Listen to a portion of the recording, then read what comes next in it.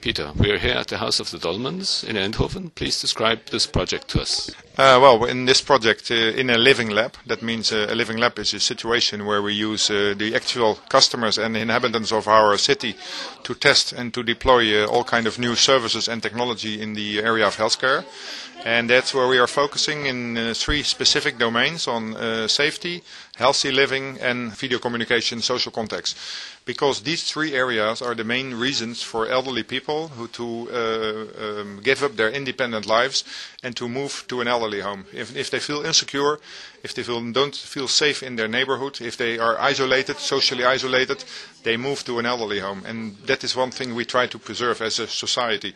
That's the interest of the community, that's the interest of the local housing corporations, but of course also of these individual inhabitants. Because if we can keep them as long as we can in their individual houses, live independent, they'll age in a qualitative way.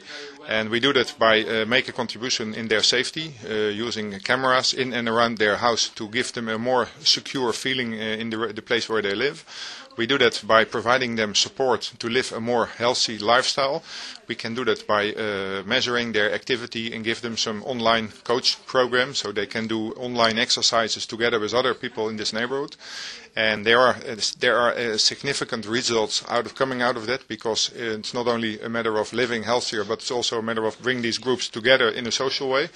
And that is the third aspect I mentioned you. We provide them with a basic, very simple means on the internet to build their own community, video community. So they use very existing technology to build their own video community. They connect to their neighbors, they connect to their family, or it can be in the country, in the neighborhood, but it can also be abroad. In this neighborhood we have a lot of Turkish people, so they connect to people close by, but also to their friends and relatives in Turkey. And not unimportant, they are also capable of connecting to the local community center. They can connect to local medical center. So they can build a social context in their video community which serves them in different aspects and needs of their life. So if we look at the medical aspects again, what are the instruments that you're using, the devices, and how is the data transmitted? Yeah. For the medical part, that covers, for instance, also the fitness program, the lifestyle coach. We equipped every participant with a very low-cost activity meter that measures your daily movements and translate that into calorie consumption. So that gives a nutrition or a sports specialist a certain indication how whether you are living a healthy life in terms of physical movement.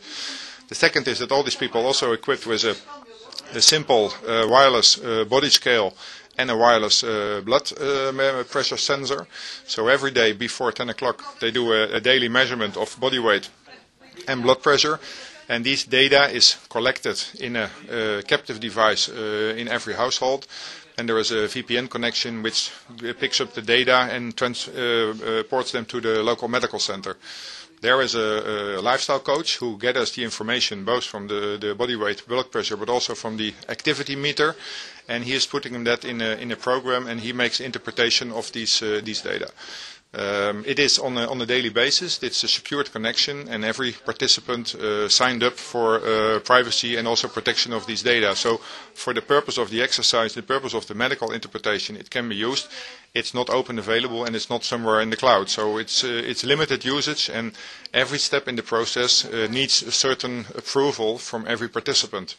As you noticed in the demonstration on the video connection, you could see that the medical center asked for approval to start up the video connection. So first you make an audible signal, you make a call, and if you have established the call, then the next step is that the medical center asks whether you agree to make a video connection. So every time, every participant can make its own decisions in terms of privacy.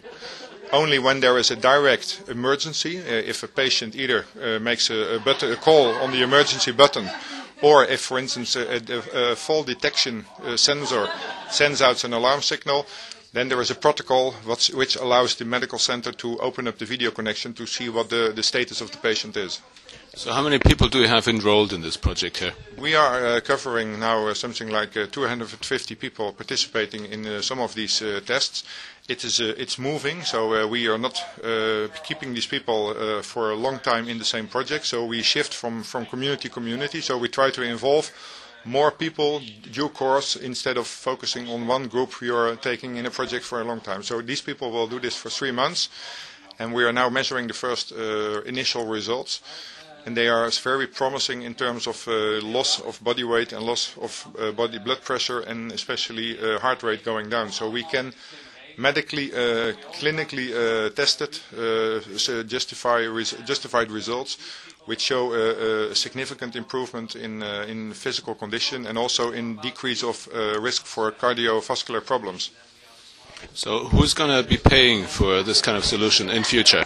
Well, because the video connection is it's very easy entry, it's low cost, because we are not using any proprietary software for that. We're going to provide that as a free part of the internet subscription for anybody here in Eindhoven. So the video platform will be free of charge for individuals, and if a medical organization, healthcare provider is going to use it, there will be only €1 or €2 per month for any participant.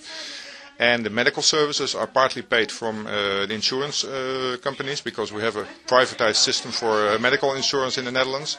So if we can show that there is a medical need, for instance, for lifestyle coaching, then we get an allowance from insurance to cover for these costs to participate in the lifestyle program.